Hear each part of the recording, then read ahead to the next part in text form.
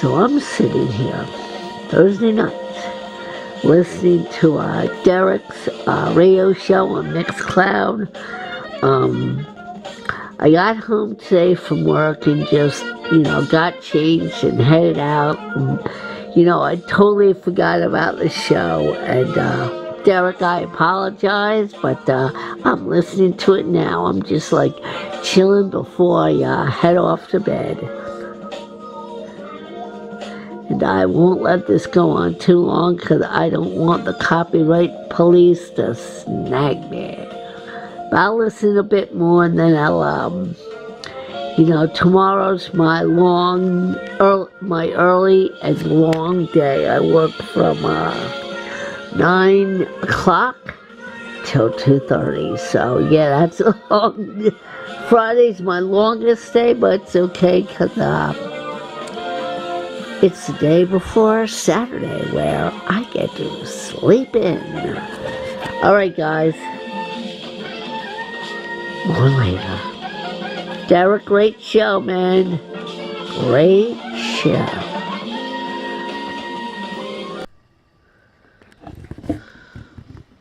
Hello, everybody. Happy Friday night, January 20th, 2017. Cheers. One of my subscribers would like me to share my memories of a store that existed in the 90s in Point Pleasant Beach. It was called the Time Machine. The Time Machine was in a mini mall. I'll have to show it to you. That is now a furniture store. But before the furniture store was a furniture store, it was a mini mall. And if you walked in, and I think it was the last store, or the next to last store, was the Time Machine. Now, I'd say, when did I start going to the Time Machine? I'm going to say, if my memory serves me correctly, oh my gosh, I'm doing the Trump thing. Okay. Okay, don't get me started on that. Okay.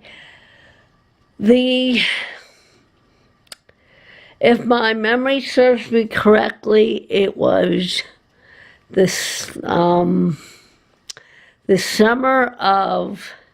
beginning of the summer, 1993. I remember that. First day of the summer, I was working at Bayard School, but I guess that was the first Saturday of summer break. I had a little money, and every I guess it's like the third week in June, if I'm correct. Third Saturday in June, they have a flea market at the Point Pleasant Beach train station. And I went there that day just to check things out.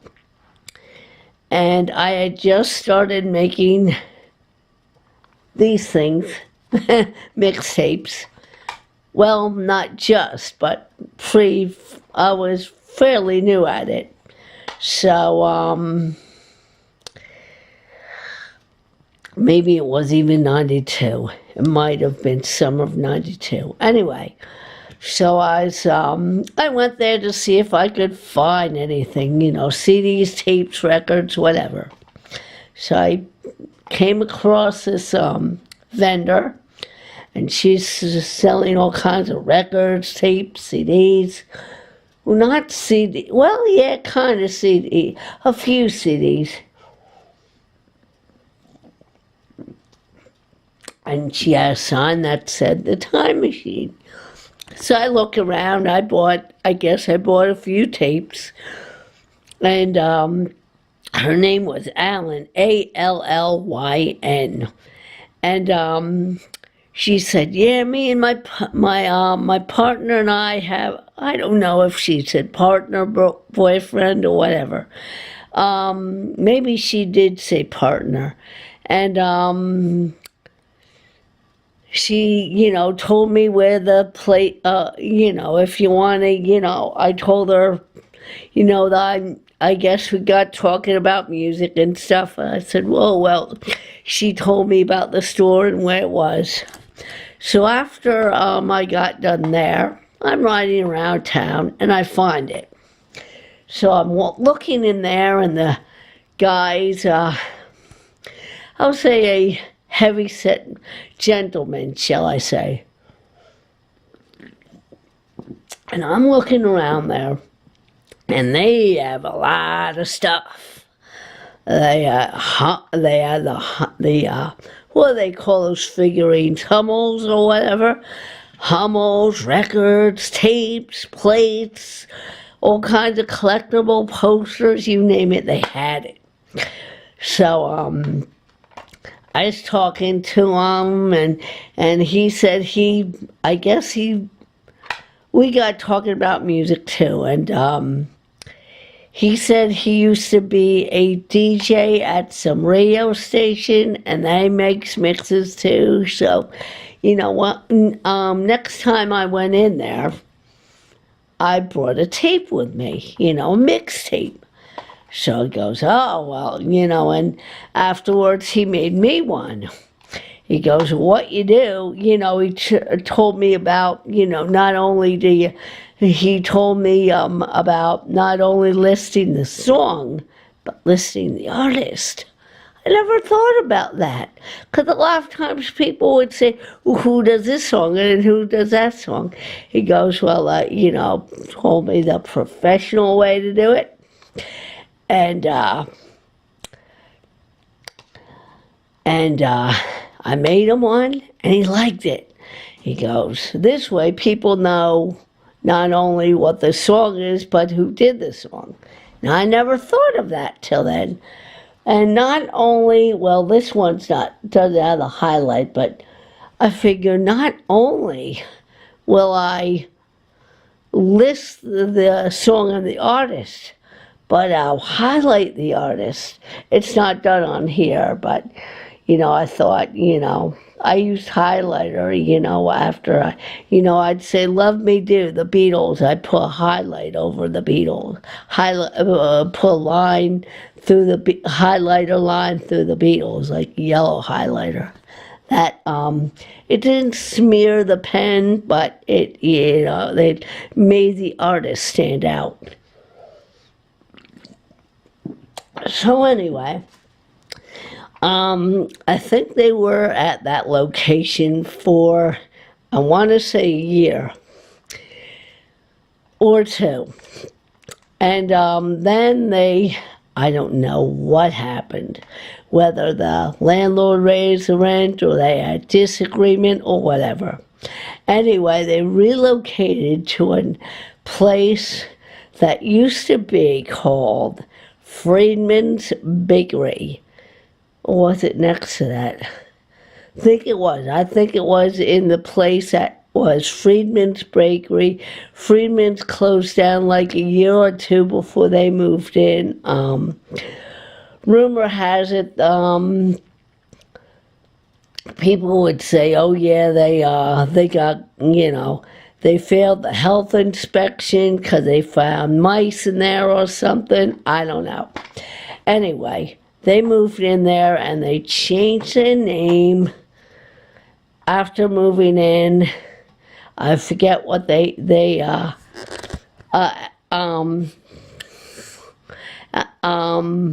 Alan, you might be able, not Alan, but Alan C. Records, my subscriber, who asked me to do this memory of the Time Machine. Alan C. Records, if you know if you remember what they changed the name to, I'd love to know. So anyway, Alan and Frank were in there, the new location, and things were going well. Sometimes I'd go to, what was the name of that deli next door? It's something else now, but, and there was like a cafe next to, on the corner there. What was that called? Duffy's. And then, yeah, Duffy's. And then there was a store next to them, or doors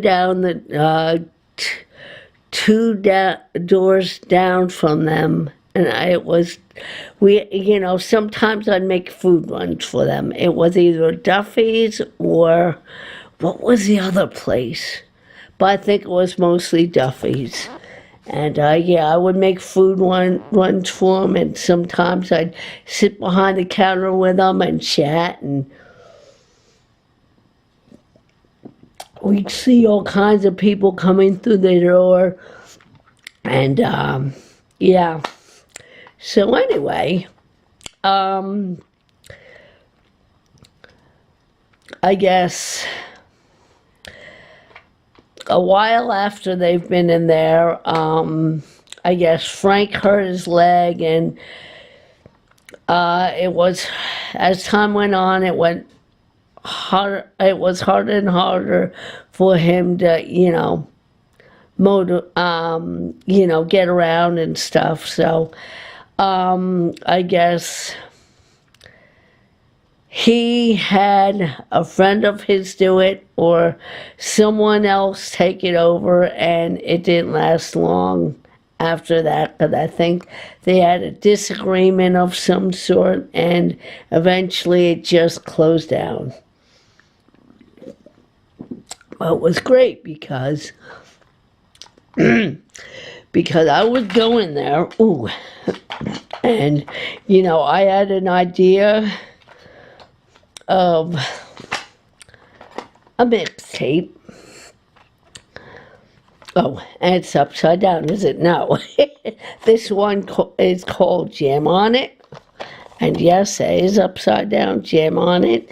And the first title track, you can't see it, it's faded, but it's Jam on It by Nucleus. Anyway, I wanted to make a new mixtape. I said, and I want new material. So I'd go in the time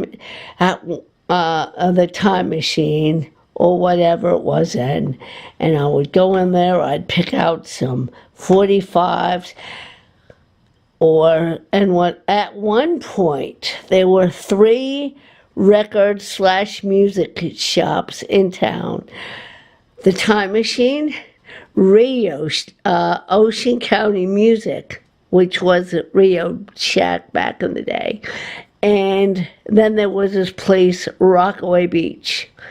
And I had no problem spending half my paycheck on music, or if I saved up change. So there was like a day or two where, there were times where I'd go to the Time Machine for 45s. I'd go to Rockaway Beach for a CD or 2, and then I'd go to Ocean County Music to get blank tapes to make these mixes. Yeah. So, oh my gosh, there were days I spent like $50 within an hour or so. I had no problem doing that.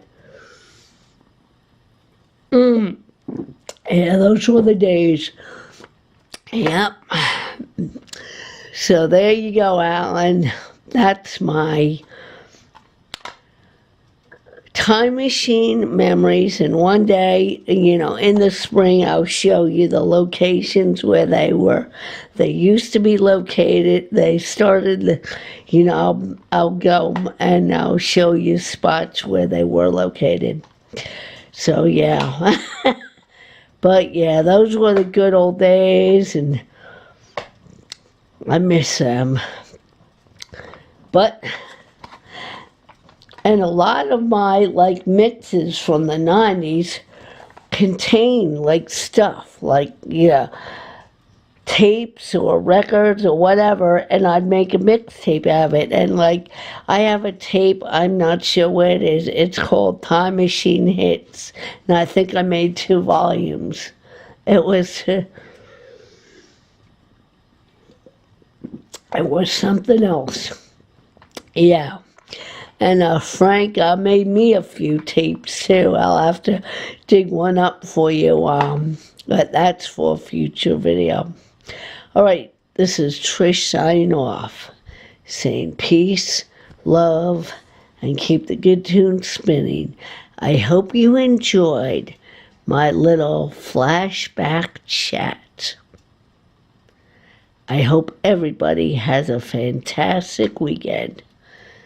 Be good to yourselves and be good to each other. Spread peace, not hate. Take care. You know, that's rude of me. Here we are talking about music, and I failed to show you this tape up close. See up there, you can't see it's faded. I don't know why. Maybe it's we'll blame it on the pen. And I guess I switched pens, and you can see it better now.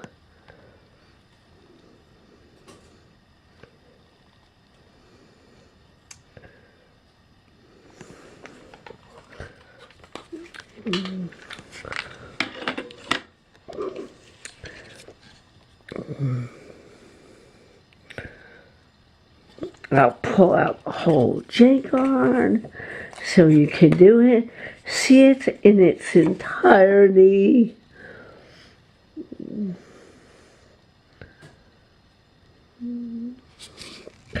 See anything on the, yeah, like a lot of times these things would not fit the whole thing, so I had to get one of those label things and stick it on the back. Yeah.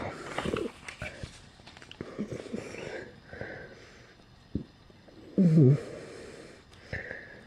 this was about the time I was getting turned on to Grateful Dead, so like on every mixtape I would put a Grateful Dead song on there, and people would say, okay, can we get off the Grateful Dead for Pete's sakes?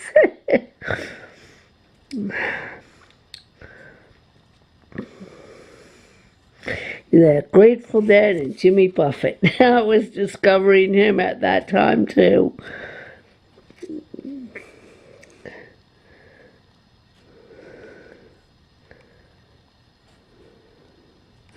All right, guys, I hope you like that. I like to